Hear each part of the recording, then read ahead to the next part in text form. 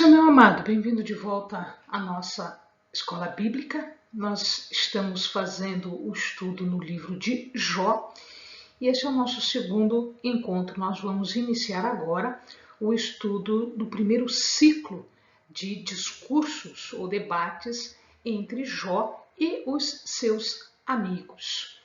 Então, pega a sua Bíblia, pega o seu caderno de estudos, ora ao Senhor, pede a Ele discernimento, entendimento, conhecimento, sabedoria.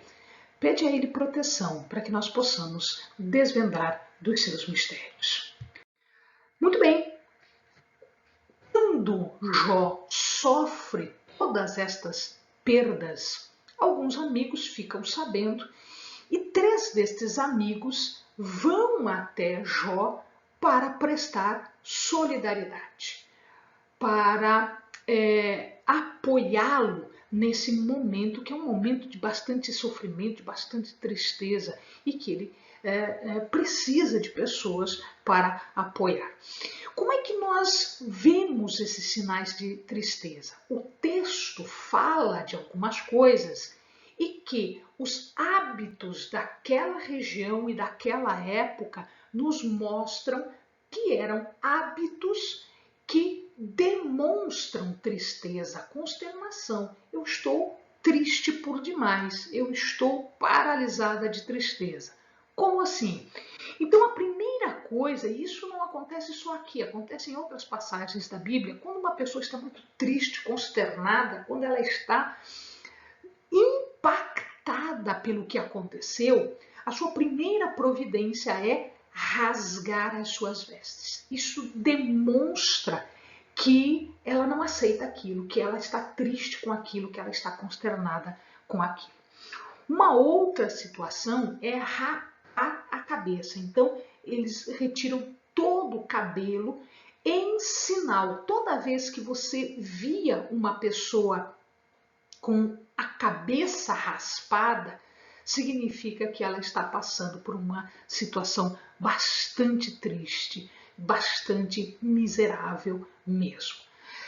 E uma terceira circunstância que nós também já vimos em outras passagens é quando eles lançam cinzas sobre a cabeça. Ou seja, eles não tomam banho, eles não cuidam da higiene pessoal, eles não estão nem aí para a aparência. Veja que tudo isso está me levando a demonstrar fisicamente que o meu interior está todo arrebentado mesmo, está muito triste. Então ele lança coisas, né, lança cinzas sobre a cabeça.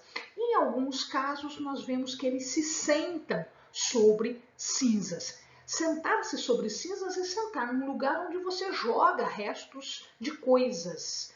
Como hoje a gente chama isso de lixo, né? Então, um lugar onde está sendo jogadas as coisas, onde estava sendo jogadas as cinzas. Então, Jó fez isso. Jó rasgou as suas vestes, rapou a cabeça e ele lançou cinzas sobre si e ele ficou sentado sobre cinzas. Os amigos que foram visitá-lo, né, nós vamos ver que eles vão conversar com Jó, são 3 amigos, eles também demonstram tristeza. E eles também demonstram sinais de respeito à pessoa que é vítima de uma calamidade. Como assim? Primeiro, o silêncio.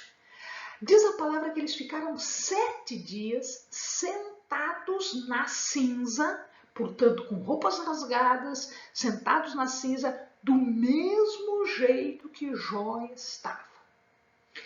Eles não vão falar até que Jó comece a falar, porque é a tristeza de Jó. E quando Jó está pronto para falar, aí eles vão ouvir. E ninguém fala nada enquanto isso. Por quê? Porque é a vítima, é quem está passando pela tristeza, é que tem o direito de começar a falar. E Jó começa a falar. Então a gente tem aqui o primeiro ciclo de conversa conversas. Jó fala. Jó, num primeiro momento, ele começa num lamento. Ele não é o primeiro que faz isso. A gente vê que muitos profetas fizeram isso. Eles lamentaram o seu nascimento.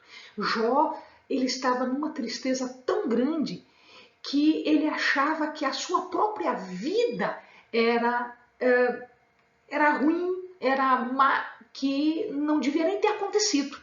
Então ele começa falando que ele não devia ter sido concebido, que ele não devia ter nascido, ou seja, ele fala sobre aborto, ou seja, que ele devia ser abortado pela natureza, ou seja, que Deus não devia ter deixado ele nascer pela profundidade da tristeza que ele estava sentindo. E se Deus deixou ele nascer, ele não deveria ter crescido, ele deveria ter morrido ainda em criança. E como isso não aconteceu, ele queria morrer agora. A tristeza dele era tão grande, tão profunda, que a vida dele era insuportável. Ele não estava suportando o sofrimento. Então ele queria morrer. Ou seja, a morte iria apagar todo o sofrimento. Ele iria entrar num mundo de esquecimento. Era melhor não ter nascido. A existência era um mal. A morte, para quem está sofrendo esta profundidade, esta quantidade de tristeza, de calamidade, né, de coisas que estão sobre ele, de infortúnios, né? A morte é para estas pessoas um tesouro, ou seja, eles querem morrer, eles buscam a morte. Eu já ouvi muitas pessoas que estão com câncer terminal, que estão sofrendo muito, inclusive dores físicas, né? Eles se eles pudessem escolher, eles escolheriam a morte. Eles pedem para Deus, para que Deus os leve, para que isto tudo cesse, para que a tristeza toda cesse. Então, a morte para esse tipo de pessoa que está nestas circunstâncias, aí seria um alívio, seria um refrigério. A morte seria a única solução. Ele começa agora, porque veja, eu não estou falando de um dia, 2, 3, uma semana de tristeza. Eu estou falando aqui de meses. A gente não sabe ao certo quanto tempo ele passou, né? Mas veja, houveram 2 encontros, 2 audiências diante de Deus. No primeiro momento a perda material, no segundo momento a perda física. E ele cita, em determinado momento, meses. Então, isso poderia estar acontecendo há, sei lá, 6 meses, 1 ano, 2 anos, a gente não sabe. Então, ele estava num estado de constante tristeza e, principalmente, de constante sofrimento, que a sua mente começa a ser afetada. Ou seja, para ele falar e ser punido com a morte era melhor do que estar daquele jeito. Ou seja, ele estava começando a perder a mente. Esse raciocínio, né? Ele estava começando a perder. Daí ele faz, que é o primeiro, vai falar. O que ele faz é o primeiro que fala. Sempre que isso acontece, o primeiro que fala é o mais velho. Eventualmente o mais sábio, porque aí a velhice seria uma medida de sabedoria. Então ele fala primeiro exatamente porque ele era o mais velho e o mais sábio de todos. O que ele vai fazer em primeiro lugar? Ele constrói o seu discurso falando das qualidades de Jó, do tanto que ele ensinava as pessoas, do tanto que ele sustentava as pessoas, fortalecia as pessoas, ou seja, ele sempre foi um pai para muita gente, ele sempre foi aquele arrimo para muitas pessoas, não só da família, mas de fora também. Isso era reconhecido, ou seja, Jó não era qualquer pessoa, Jó era uma pessoa importante que fazia coisas importantes para a comunidade, para os que estavam em volta. Ele era um ajudador das pessoas. E aí ele vai falar de uma experiência que ele teve. Então ele baseia todo o seu diálogo, todo o seu discurso, toda a sua fala numa experiência espiritual que ele teve. Então, ele acha que porque teve essa experiência espiritual, ele tinha autoridade para falar. E mais, porque ele teve essa experiência, ele era superior a Jó. Eu tenho experiência. Então, se eu tenho experiência, o que eu falo é correto. Você conhece pessoas, inclusive dentro da igreja, que são desse jeito. Porque se tem experiência, acha que aquilo que fala, aquilo que entende, é a verdade absoluta. Então, ele começa a colocar o seguinte: sofre quem peca. Esta lei é a lei básica, é a lei básica espiritual. Nós chamamos lei da colheita conforme a semeadura. Esta é uma lei válida? Sim. É uma lei que se aplica ainda hoje? Com certeza. Você colhe aquilo que você planta. Se você plantou coisas boas, você vai colher coisas boas. Se você plantou coisas ruins, você vai colher coisas ruins. Esta é uma lei espiritual válida. Ela é a única que explica o sofrimento de alguém? Não. Mas, naquela época, a teologia deles daquela época não entendia outra coisa. Eles não conseguiam entender coisa diferente. Então, eles olhavam para Jó e viram, poxa, uma pessoa sofrendo desse jeito só pode significar uma coisa: ele fez muita coisa errada. Ou seja, Jó estava sofrendo desse jeito. Por quê? Porque Jó era pecador. E aí, amados, o julgamento foi feito. O julgamento foi esse, porque Elifaz era o mais sábio de todos, ele tinha experiência. E, portanto, o que ele disse era o seguinte: Jó, você pecou, Jó. E agora você está colhendo aquilo que você plantou. Então ele chama a atenção de Jó. Ele não é mais justo que Deus. Mesmo porque se ele está sofrendo, ele não devia ser santo. Ele não devia ser isento de culpa. Só que nós vemos que Deus fala isso. Que Jó estava sofrendo sem causa. Ou seja, Deus diz que ele é reto. Deus diz que ele é justo. Deus diz que ele não tinha causa para o sofrimento. Mas na cabeça de Elifaz, e assim foi para Bildad e Zofar, os dois outros amigos, na cabeça deles só havia uma explicação.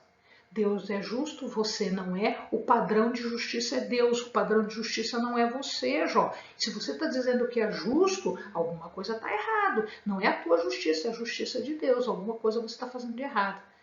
Quem insiste no caminho errado tem o quê? Maldição, insegurança, fome, sede, aflição. É isso que você está sofrendo agora. Né? Na verdade, o que ele fala, não está errado. Está correto. Espiritualmente é correto. Mas veja, nós temos dois problemas aqui. Só porque o que ele fala é correto, ele não pode falar de qualquer forma.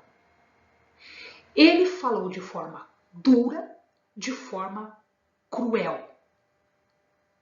Ele foi duro e cruel com Jó. Ele pré-julgou Jó. Com base em quê? Com base numa teologia que era inadequada. Ou seja, Jó é sofredor porque ele é pecador. Mas Deus disse que ele não era. Deus falou que não havia causa. Deus falou que ele era reto, que ele era servo. Então, se Deus falou isso, quem sou eu e quem é você para dizer isso?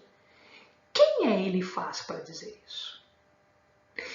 E aí ele começou a dar uns conselhos para Jó, como se Jó fosse inferior a ele, falando da grandiosidade das bênçãos de Deus e falando uma passagem que nós aplicamos, eu já apliquei muitas vezes na minha vida isso. Então veja que o que ele falava não é mentira, o que ele fala são verdades espirituais, mas não para aquele momento, não daquele jeito. Bem-aventurado o homem a quem Deus corrige. Ele faz a chaga e ele mesmo a liga. Ligar aqui é curar. Ele fere, mas as suas mãos também curam. É uma verdade que eu aplico na minha vida e que você pode aplicar na sua. Isto é uma verdade espiritual. É assim mesmo. Mas não nesse caso. Não no caso de Jó. Houve um pré-julgamento. Jó retoma a fala. Ele diz, olha, você me desculpe que eu estou falando assim. Quem está falando é angústia. Quem está falando é a minha miserabilidade. Eu sou um miserável. Eu estou angustiado. Eu estou sofrendo. Eu estou passando por uma tristeza que eu não estou aguentando.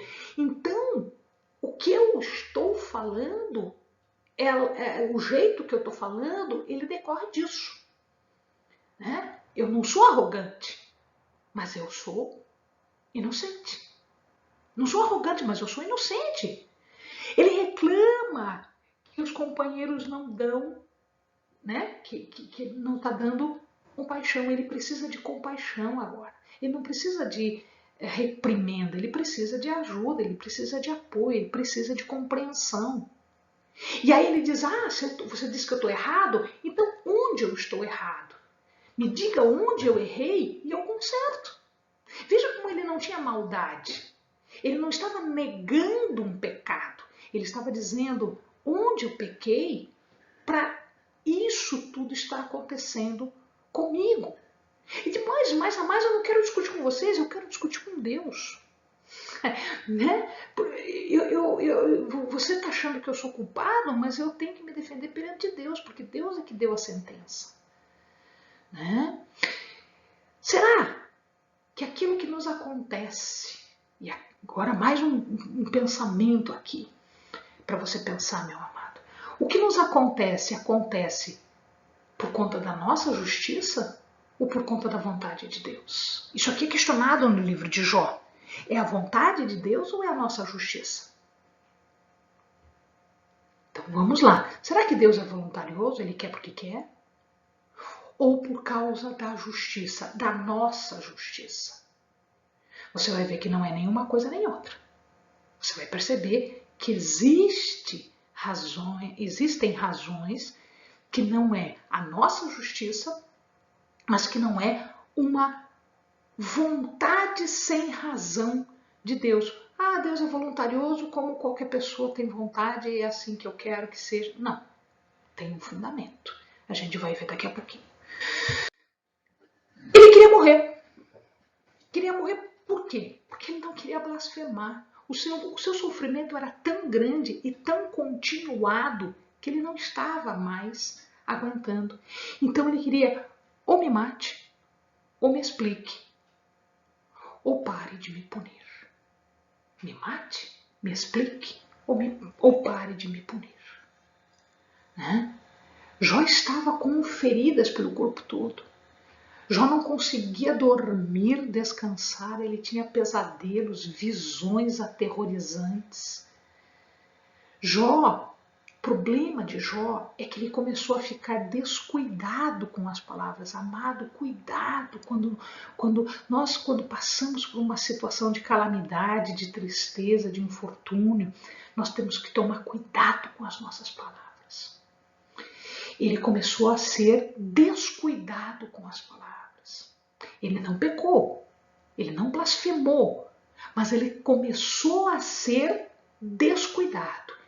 E disso para o pecado é muito rápido. Né? Jó só queria uma coisa, que parasse a punição, que parasse o sofrimento que era contínuo. Não foi aqui e acabou. Não, ele continuava. Aí Bildade se levanta, né? Bildade se levanta, que era o segundo. Ele começa a construir a sua fala com base na tradição, com base na história do povo, como se Jó não conhecesse. Né? Ele era tradicionalista, sempre foi assim, tem que ser assim, acabou-se.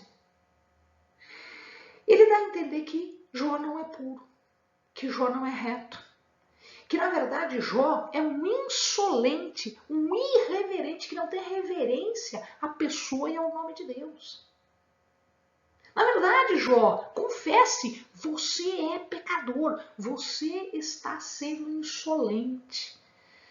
Tanto isto é que, se tu de madrugada buscares a Deus e ao Todo-Poderoso pedires misericórdia, se fores puro e reto, certamente logo despertará em seu favor e te restaurará a tua justa morada. O teu princípio, na verdade, terá sido pequeno, mas o teu último estado aumentará sobremaneira. Está errada essa palavra? Não. Essa lição está errada? Não.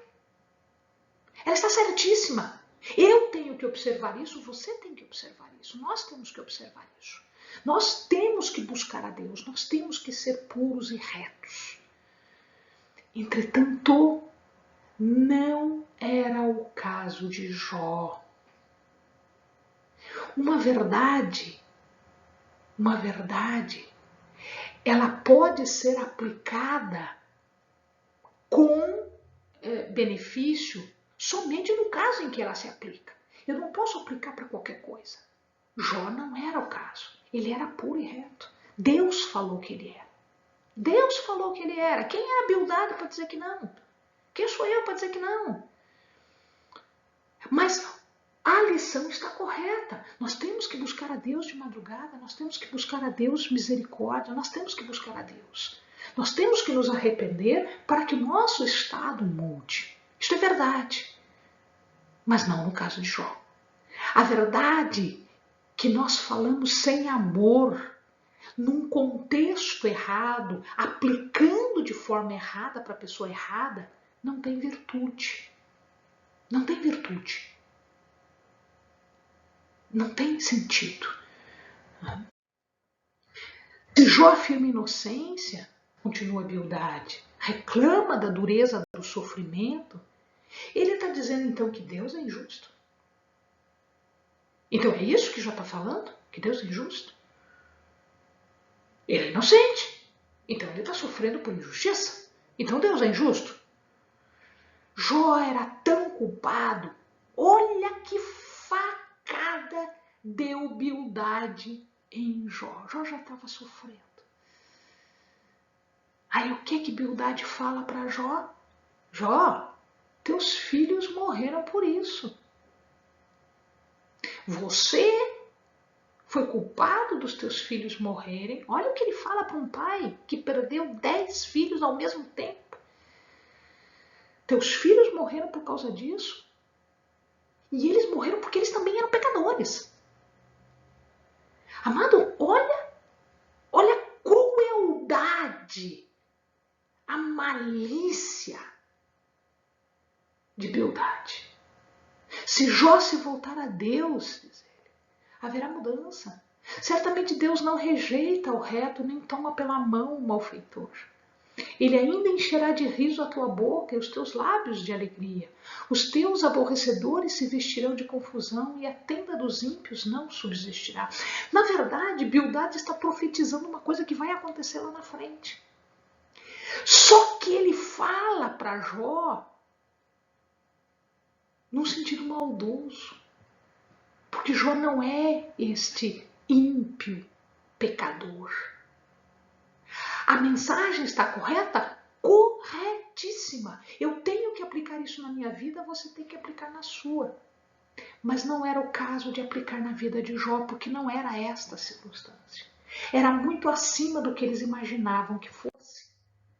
E aí Jó fala, eu não posso contender com Deus, eu não posso brigar com Deus. Como é que eu vou brigar com Deus? Como é que eu vou no tribunal diante de Deus? Ele é justo, eu sou pecador. Jó não está negando em nenhum momento que ele é pecador. Em nenhum momento. Aliás, ele diz que ele pecou na juventude dele, que ele fez coisa errada mesmo, ele fez. Mas o que ele fez, os pecados dele, não eram compatíveis, não justificava aquilo que ele estava passando. Era demais. Ele não tinha feito tamanho pecado para sofrer tudo isso. A ele, ainda que eu fosse justo, não responderia. Antes ao meu juiz pediria misericórdia. Se eu me justificar, a minha boca me condenará. Se reto me disser, então ele me declarará perverso. E em nenhum momento ele está dizendo que não é. Ele está dizendo que não é desta forma. Ele está dizendo que o meu juiz olhe para mim e veja se não é demais. Tira um pouco, né? Levanta um pouco a mão está muito pesada sobre mim. É isso que ele está dizendo. Né? Jó estava em tamanho desespero que ele não via mais saída, ele não via mais futuro, ele não via mais forma de se dar bem, força para ser otimista, ele não via luz, ele não via razão para imaginar que haveria libertação no futuro. Ele não via nada disso. Na verdade, o temor que ele tinha por Deus se transforma em terror. Ele estava aterrorizado. Esta é a situação. Ele não tinha mais saída, ele não via mais saída. A queixa de Jó, o desejo dele, era que Deus explicasse o sofrimento, ou parasse, ou matasse. Peço-te que te lembres de que como barro me formaste, e de que ao pó me farás tornar. Vida e beneficência me concedeste, e o teu cuidado guardou o meu espírito. Se eu pecasse, tu me observarias, e da minha iniquidade não me excusarias. Ele sabe disso, ele conhece isso, mas ele pede ou a morte, ou cessar, ou explicar, para ele poder modificar. E aí Zofar foi um estúpido, áspero, bruto, cruel, xingando Jó de animal. Zofar é aquele dogmático, é aquele que sabe tudo de Deus, que sabe tudo da vida, tudo ele sabe. E as pessoas têm que ouvi-lo porque, afinal de contas, ele conhece tudo. Ele condena Jó. Jó era um apóstata atrevido, um sarcástico, um blasfemo. Deus é superior a tudo isso, tudo o que se imagina, todo aos seres vivos, a tudo. Quem era Jó? Um apóstata hipócrita, um animal que não sabia que era um pecador e que se dizia santo. E aí ele tenta dar lição de moral para cima de Jó. Certamente te esquecerás da tua aflição e te lembrarás dela como das águas que já passaram. A tua vida será mais clara do que o meio-dia e as trevas se tornarão como a manhã. Terás confiança porque há esperança. Olharás em volta e repousarás seguro. Deitar-te-ás e ninguém te espantará e muitos procurarão obter o teu favor. Mas os olhos dos ímpios desfalecerão e o seu refúgio perecerá. A sua esperança será o expirar, o morrer. É isso. Zofar acaba com Jó. Aquilo que ainda restava de Jó, ele destrói. Amados, veja, neste ciclo nós temos algumas questões que eu quero deixar para o amado pensar e meditar. A verdade de Deus, ela é maior do que eu, do que você, do que eu saiba, do que você saiba, ou do que a pessoa mais sábia do mundo saiba. A verdade de Deus transcende. Por quê? porque nós não temos compreensão total dela. A gente não tem condições de entender. Ela é profunda demais, ela é elevada demais. Eu não consigo entender isso porque eu sou humana, eu sou finita e a verdade de Deus é infinita. Então eu estou tentando explicar como pessoa uma coisa que é divina, uma coisa que é superior a mim, ao meu entendimento. A vontade de Deus não é sem razão, destituída de sentido, destituída de moralidade. O que Deus quer não é porque Ele quer. Não. A vontade de Deus está fundamentada em valor moral que é fixo, que é colocado e que vale para mim e para Deus. Porque foi Ele que estabeleceu. Antes, primeiramente, porque Ele é um ser puro, incorruptível. A vontade de Deus é santa. A vontade de Deus é soberana. A vontade de Deus é perfeita. Eu ainda vou fazer um estudo explicando esses três conceitos e essas três características da vontade de Deus. Ela é santa, perfeita e soberana. Ela não é uma vontade de, eu quero que seja assim. Não é assim. A vontade de Deus é diferente. Jó queria se justificar diante de Deus. Ele pedia a razão. Ele queria chegar na presença de Deus. Mas, amado, naquela época não tinha como. Por que não tinha como? Jesus ainda não tinha morrido, ele não tinha rasgado o véu. Ele não tinha aberto o acesso para Deus. Jó não tinha quem defendesse ele diante de Deus. Jó não tinha. Portanto, aqui nós vamos ver, já vamos observar a necessidade de um mediador, a necessidade de alguém que vai estar diante do trono de Deus para nos defender. Este alguém, hoje nós temos. Este alguém é Jesus. E ele está lá, diante de Deus, para nos defender, para falar com Deus em nosso nome, porque ele lá será o nosso, ou é, porque ele já está lá, é o nosso advogado. Naquela época isso não existia. Hoje é diferente, meu amado. Hoje você tem acesso ao trono de Deus. Hoje você tem um mediador, um advogado junto ao Pai. Mas tenha certeza que a vontade de Deus continua santa, soberana e perfeita. Amém, amado? Bons estudos.